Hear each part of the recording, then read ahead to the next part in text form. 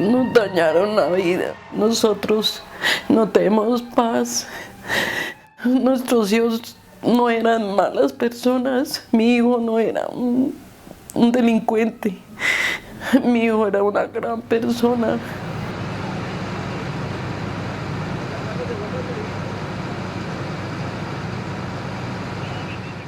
Yo fui víctima en el 2003 por la FARC.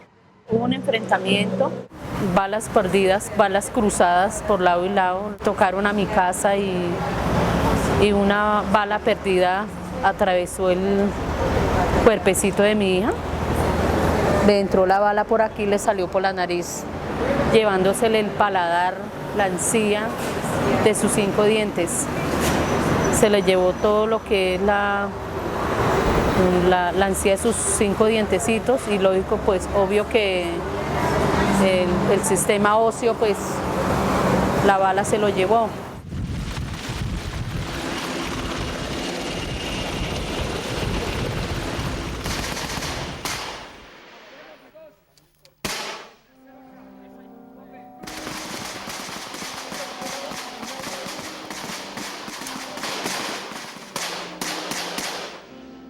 La paz en Colombia transita por un laberinto lleno de obstáculos.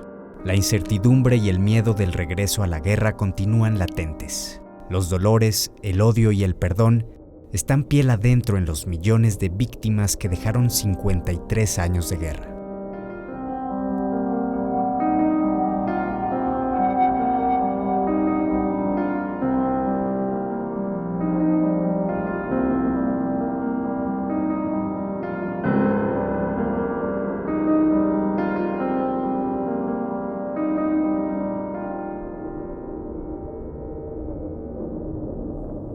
El acuerdo se construyó pensando en las más de 8 millones de víctimas que ha dejado este conflicto. Hoy hay quienes se están tirando la paz y están desconociendo los millones de colombianos desplazados, los millones de familias destruidas, el dolor de las viudas y el sufrimiento de las madres que le han entregado sus hijos a la guerra, madres de soldados y madres de guerrilleros. Hoy hago este llamado. Vamos para el abismo de la guerra si no corregimos a tiempo. Que no se tiren la paz. Sí, la paz se está hundiendo poco a poco ante la indiferencia o cobardía, cuando el deber moral es salvarla a toda costa, como el más trascendental acuerdo logrado por Colombia en las últimas décadas. Y me estoy refiriendo al acuerdo tal como fue aprobado en La Habana, sin las mutilaciones causadas por el Congreso, con la anuencia y tal vez con la indiferencia de las otras ramas del poder. Los problemas que teníamos antes eran de vida o muerte, eran problemas catastróficos, de masacres, de ataques. Hoy tenemos problemas de cómo hacer esta implementación más eficaz, más veloz y más transparente, y creo que lo vamos a lograr. Gracias a este acuerdo de paz hemos sustraído de la dinámica de la violencia hasta el momento 12.800 integrantes de las FARC que se han comprometido con actas individuales a respetar la Constitución, la ley, y están transitando un camino de reincorporación. Pero esto representa un gris menos oscuro que el que teníamos, pero todavía no es blanco. Todavía tenemos que resolver el tema del ELN, estamos en la negociación de paz con el ELN. Y por cierto, el Estado colombiano tiene que resolver el tema de estas bandas criminales que también están buscando alguna forma de sometimiento a la justicia, y resolver las causas fundamentales que tienen que ver con rentas ilícitas en los territorios de Colombia, donde hay un déficit de Estado gigantesco. Estamos hablando de temas como los cultivos ilícitos de coca, de amapola, y también de la minería ilegal. Hay que llevar opciones lícitas, alternativas a los pobladores de esas regiones, y esto demanda tiempo, esfuerzo y acierto en las estrategias que se adopten, y estamos caminando ese camino. Alcanzar la paz en Colombia es y será un camino tortuoso. Desde el grito de la independencia el 20 de julio de 1810, Colombia está cruzada por una violencia casi congénita. Toda la historia de la República de Colombia, desde que constituyó el Estado en el siglo XIX, ha estado marcado por violencia y por guerras. Solo el siglo XIX, Colombia asistió a 46 guerras civiles, de carácter federal, nacional, de carácter regional o incluso local en algunos casos. Y el siglo XIX en particular, lo que fue la década del 50, fue una década muy difícil, era una especie de guerra civil que se conoció como la violencia, y todo básicamente como tres causas principales. Uno, el marginamiento y la exclusión política a la que se ha sometido una buena parte de la población, por lo que se llamaría el establecimiento, la élite colombiana, por un lado, el que nuestra democracia ha sido una democracia muy precaria y acompañada de un Estado que siempre ha sido muy débil, y que ha sido débil sobre todo después de la década del 40 del siglo XX, y que desató esa guerra interna conocida como la violencia, y ahí arranca todo el actual conflicto que ha tenido Colombia, que supera ya los 60 años, y que particularmente el acuerdo de paz de ahora trata de saldar más o menos unos 57, 60 años de guerra, con las FARC en particular. El 9 de abril de 1948, a la salida de su oficina, fue asesinado el líder liberal Jorge Eliezer Gaitán, quien se había convertido en el más firme aspirante a la presidencia en las elecciones de 1950. Este asesinato hizo que Colombia se sumiera en el caos de la violencia bipartidista, que cobró más de 300.000 vidas en la década siguiente. Se convierte el movimiento gaitanista en la fuerza política más poderosa del país. Así, el pueblo pudo imponer a Gaitán como jefe único del Partido Liberal, y ya como jefe del Partido Liberal se amplió ese abanico de poder y se convirtió en una fuerza aplastante que indudablemente llevaría a una revolución política en 1950, cuando serían las siguientes elecciones presidenciales. La CIA en complicidad con el gobierno del momento. A mí me impresiona muchísimo que a nivel mundial todo el mundo sabe el nombre de los genocidas. ¿Quién desconoce que Pinochet fue el genocida y dictador en Chile? ¿Quién desconoce que Videla fue un genocida en Argentina? ¿Quién desconoce que Hitler lo fue en Alemania?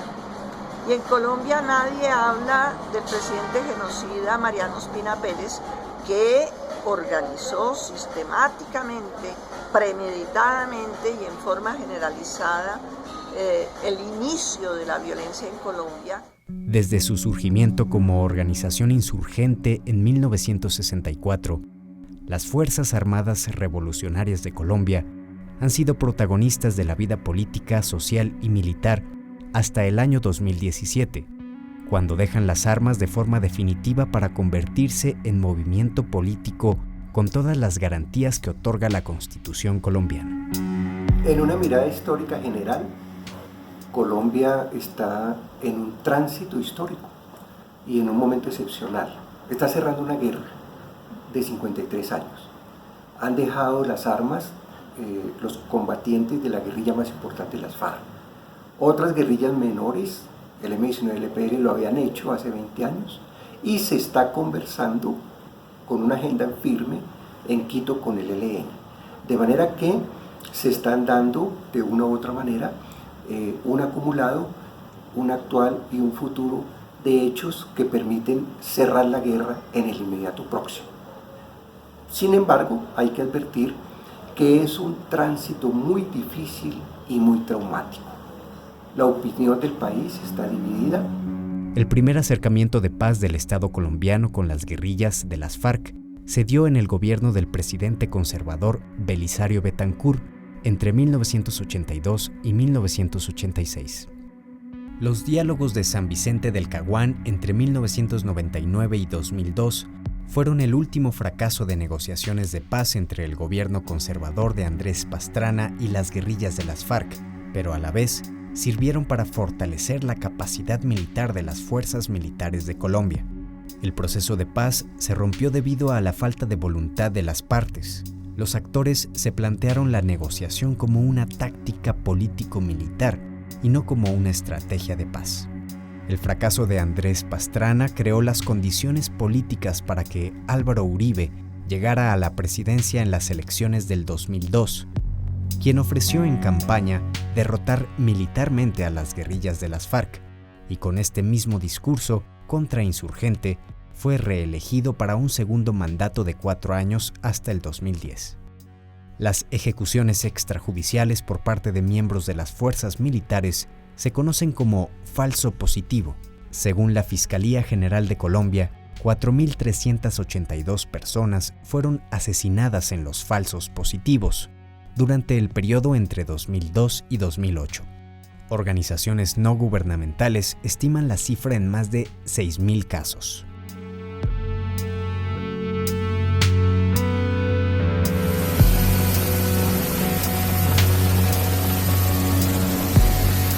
Mi nombre es María Doris Tejada, madre de Óscar Alexander Morales Tejada.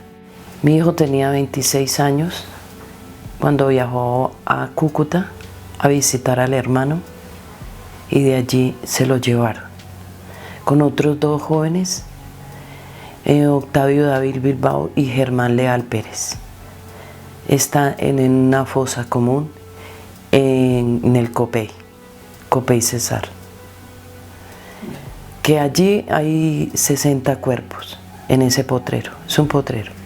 Él sale en diciembre del 2007, el 27.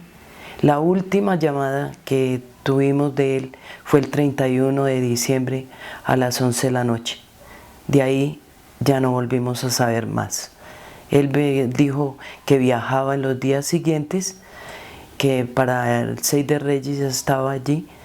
Es que él llevó una ropa para venderla y la fió y por eso no se podía venir. Entonces de allí se lo llevaron y lo asesinaron los militares del batallón La Popa, solo sé eso, no más. El 16 de enero del 2008. Este es el momento en que él todavía sigue en esa fosa con los otros 2 jóvenes y en total hay 60 cuerpos en ese potrero. Está en la completa impunidad, como están muchos casos de los de Soacha, de las mamitas de Mafapo, mal llamados falsos positivos, ejecuciones extrajudiciales. En los 8 años de gobierno de Uribe Vélez y en el primer mandato del presidente Juan Manuel Santos, las FARC perdieron en operativos militares a 3 de sus máximos jefes, Alfonso Cano, Raúl Reyes y Jorge Briceño, mejor conocido como Mono Jojoy. Los golpes propinados por las fuerzas militares de Colombia y el Ejército Nacional como parte de la fuerza conjunta han sido piedra angular para forzar a las FARC al proceso de negociación. A esto se suma una sucesión de operaciones militares, algunas especiales, otras realizadas por la Fuerza de Combate Regular del Ejército, que en suma debilitaron su capacidad de comando y control, rompieron las estructuras y finalmente lograron el objetivo estratégico de quebrar el plan estratégico de las FARC para llegar al poder por la vía de las armas. Cuando ellos entendieron que no podían lograr ese plan estratégico, es que ellos asumen la voluntad de hacerlo por la vía política. Las negociaciones entre el gobierno del presidente Santos y las FARC se iniciaron con una agenda de 6 puntos: política de desarrollo agrario integral, participación política, fin del conflicto, solución al problema de las drogas ilícitas, víctimas e implementación, refrendación y verificación. El gobierno tiene la voluntad de avanzar. Confiamos en que las FARC le digan a Colombia si están dispuestas también a llegar a acuerdos concretos y realistas para hacer política legal, sin armas. Esperamos, como también espera la mayoría de los colombianos, que muestren que ellos piensan que es el momento de la fuerza de las ideas y no de la fuerza de las balas, y menos de la combinación de ambas. Es el momento de definiciones, no de discursos. El gobierno quiere el fin del conflicto como un primer paso para avanzar en la construcción de una paz estable. Y en este escenario caben las FARC convertidas en partido político legal. Este es el proceso por el cual estamos trabajando. Después de 4 años de negociaciones, el 23 de junio del 2016, el gobierno colombiano y las FARC firmaron un acuerdo de cese al fuego bilateral y se constituyó el hecho histórico más importante en la historia del conflicto. Ambas partes decidieron silenciar los fusiles y despejar el camino para la paz, un anhelo nacional expresado en distintas movilizaciones. En mi condición de comandante del Estado Mayor Central de las FARC, ordeno a todos nuestros mandos, a todas nuestras unidades, a todos y cada uno de nuestros y nuestras combatientes, a cesar el fuego de hostilidades de manera definitiva contra el Estado colombiano a partir de las 24 horas de la noche de hoy. A los soldados, a los marinos, pilotos de la Fuerza Aérea, policías y miembros de los organismos de seguridad e inteligencia del Estado, queremos manifestarle nuestra clara y definida vocación por la reconciliación. Las rivalidades y rencores deben quedar en el pasado. Hoy, más que nunca, lamentamos tanta muerte y dolor ocasionados por la guerra. Hoy, más que nunca, queremos abrazarlos como compatriotas y comenzar a trabajar unidos por la nueva Colombia. Se acabó la guerra.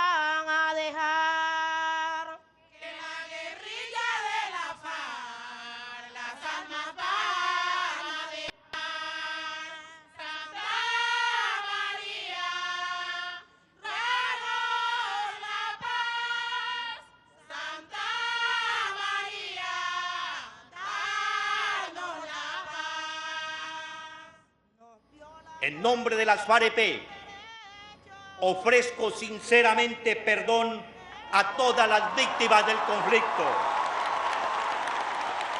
por todo el dolor que hayamos podido causar en esta guerra.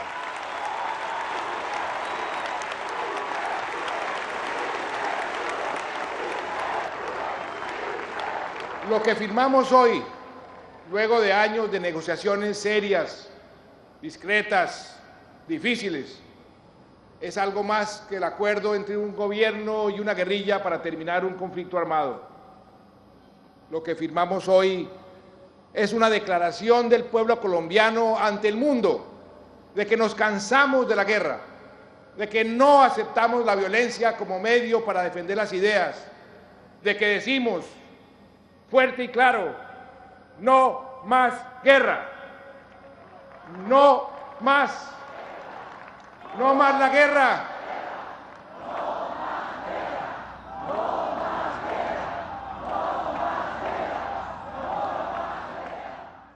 Los colombianos amanecieron el 27 de septiembre con la ilusión de la paz, que solo duró 7 días y 6 noches, porque en el plebiscito del 2 de octubre, 6.387.000 colombianos dijeron no al acuerdo de paz, mientras que 6.326.000 votaron por el sí. La paz en Colombia, con este resultado, quedó en el limbo. En los plebiscitos yo diría que hay varios elementos ahí. Supieron manejar muy bien el miedo, los que manejaron el no supieron manejarlo con mentiras, y eso es grave. Eso fue de las cosas graves que uno debería haber echado para atrás, inclusive esos resultados, porque hubo toda una mentirilla pilla detrás.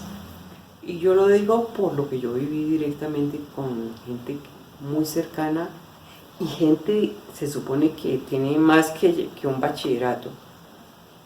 Por ejemplo, a mí me decía alguien muy religioso, pero Bertica, es que el acuerdo dice que van a propiciar el aborto. Le decía, mándeme la página, quiero verlo, mándamela. Nunca llegó esa página, pero ese tipo de mentiras funcionaban.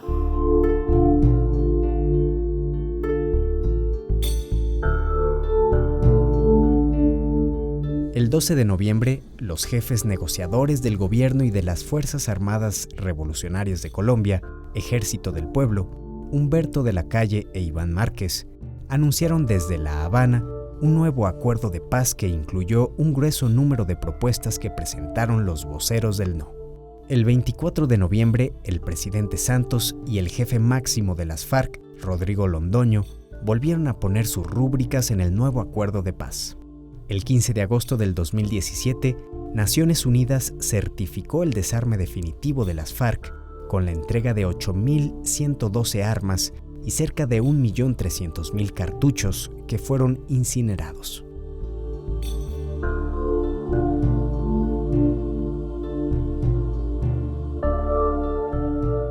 El 27 de agosto, las FARC instalaron en la capital colombiana su primer Congreso Nacional sin Armas para convertirse en partido legal con su propia plataforma programática y empezar a jugar en los futuros escenarios electorales en busca del poder por la vía de los votos, y con su nuevo nombre, Fuerza Alternativa Revolucionaria del Común. Este proceso, digamos, de acuerdos de paz ha sido un proceso prolongado.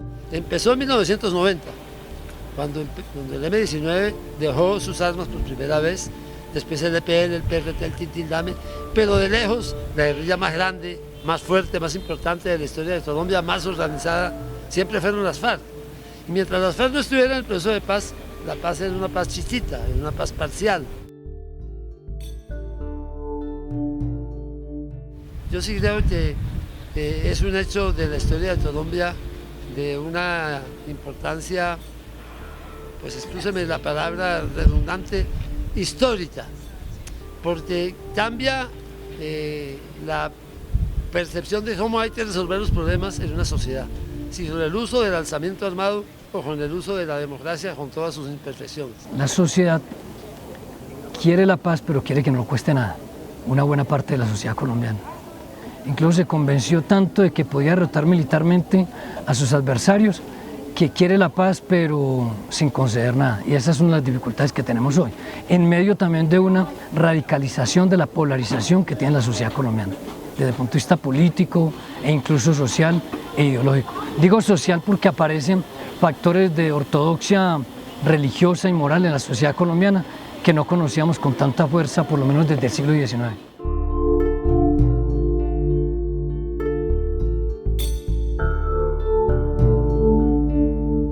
Se ha creado una nueva jurisdicción especial, la llamamos por su sigla la JEP, Jurisdicción Especial de Paz.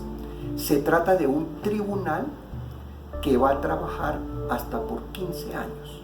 Habrá una primera década, luego se revisa su vigencia, los casos que aún estén en tratamiento y puede prolongarse hasta por otros 5 años adicionales. Es una justicia especial que ofrece de manera generosa unas penas que no son altas comparadas con la justicia ordinaria con relación a graves violaciones a los derechos humanos, crímenes de lesa, crímenes de humanidad, crímenes de guerra o en general graves violaciones a los derechos humanos o al derecho internacional humanitario. Las penas van en correspondencia con las contribuciones a la verdad y las contribuciones directas a la reparación de las víctimas.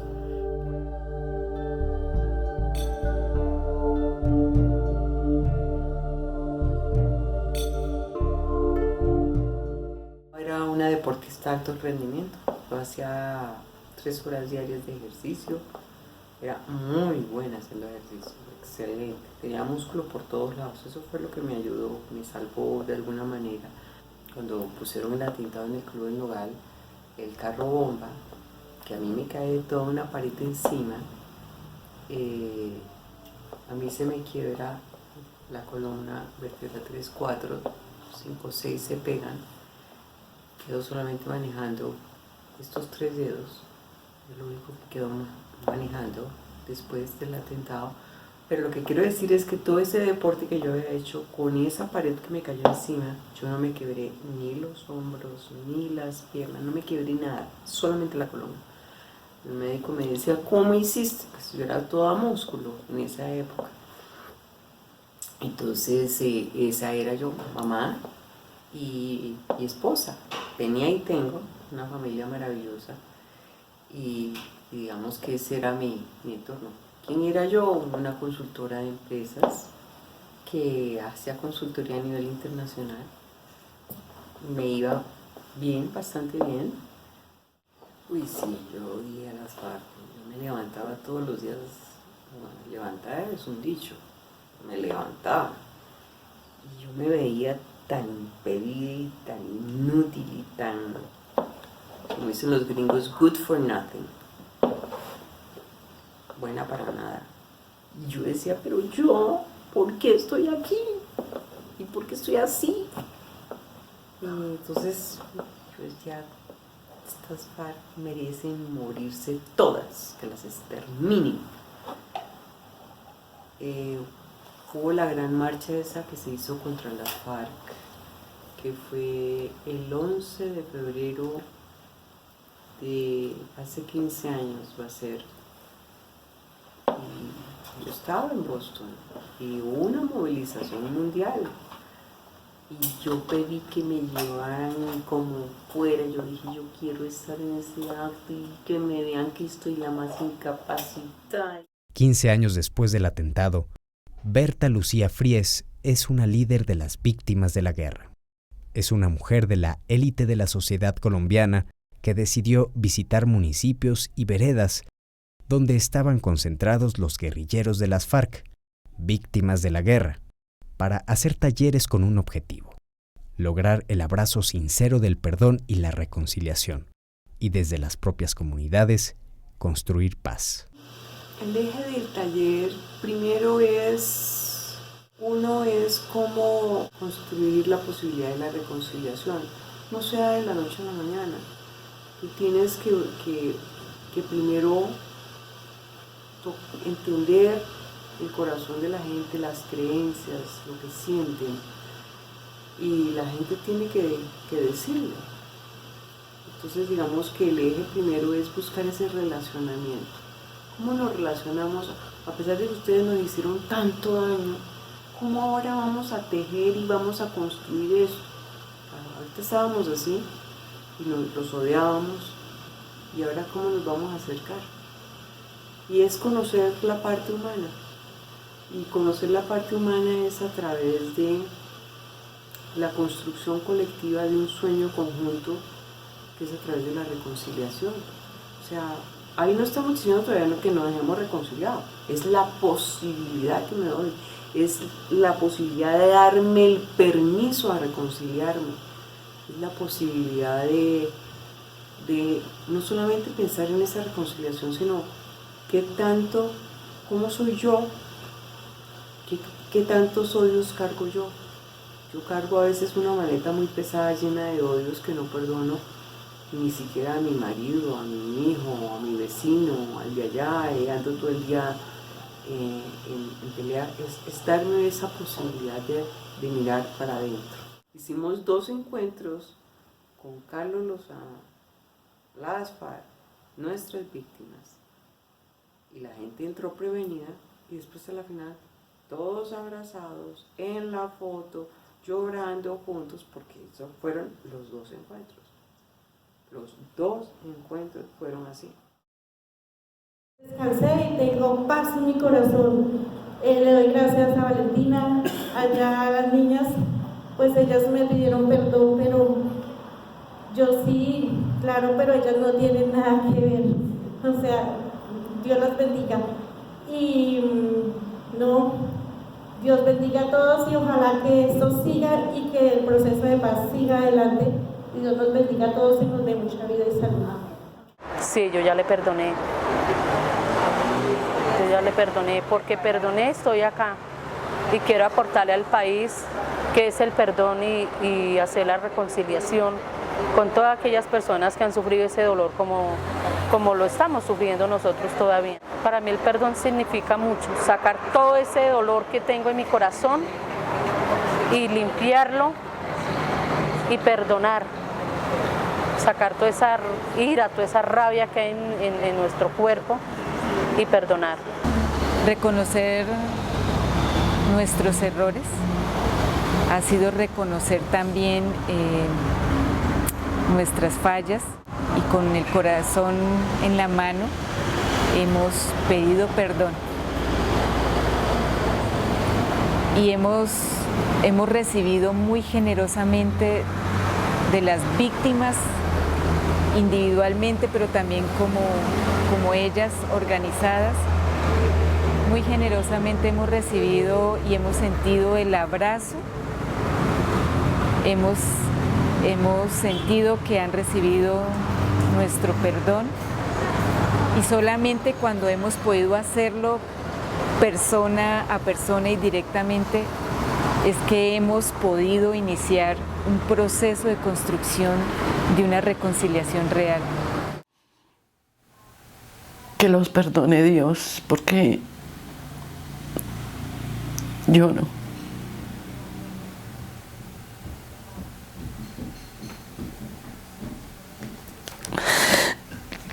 Nos dañaron la vida, nos la voltearon. Nosotros no tenemos paz. Nuestros hijos no eran malas personas. Mi hijo no era un delincuente. Mi hijo era una gran persona. Pagó servicio militar.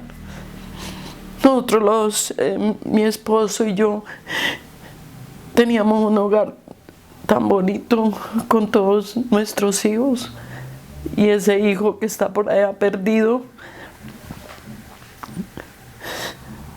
nos cambió la vida. Que la guerrilla de la FARC las armas van a dejar.